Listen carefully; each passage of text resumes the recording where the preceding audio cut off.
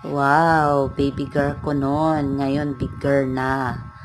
Wow, natuto na magluto ng favorite ko na saging. Kasi dati kasi, kapag merienda, nagluluto po kasi ako ng turon, banana cue, mga fishball, mga ganon, mga lumpia para paninda ko. And then, mga anak ko, syempre, binibigyan ko yan.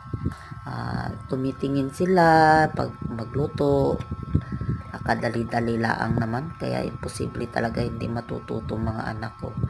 Kasi ang hanap buhay ko ay nagtitinda ng banana cue, turon, halo-halo na, nagtitinda pa ng mga gamit ng ice cream, kaya madiscarding single mom noon. Kaya yung mga anak ko, hindi lang basta kakain, natututo din syempre kasi nakikita nila at naaamoy nila. Kaya yung anak ko, marunong talaga. Kaya miski naman noon na single mom ako noon at kapag may ginagawa ako, pag natapos ko na umaga, pagkatapos ko niyan, kikilos na ako sa mga paninda ko, and then bahala na sila magluluto. Kasi ako kapag tapos na yung gawain ko sa kusina, kapag nabitin ng ulam, sila na magluluto at pabibilhin ko na lang ng mabibili sa labas. And then sila na magluluto, ganun lang. Hindi ko pwedeng binibibi yung mga anak ko, no? Kasi sa single mom noon, kailangan matutunan din ng mga anak ang mga gawaing bahay.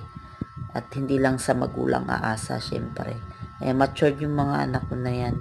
Bilib ako sa mga anak ko. Kaya panatag akong marunong sila sa buhay at alam ko kaya nila. Kaya salamat sa Diyos, Amahan at Panginoon. Amen.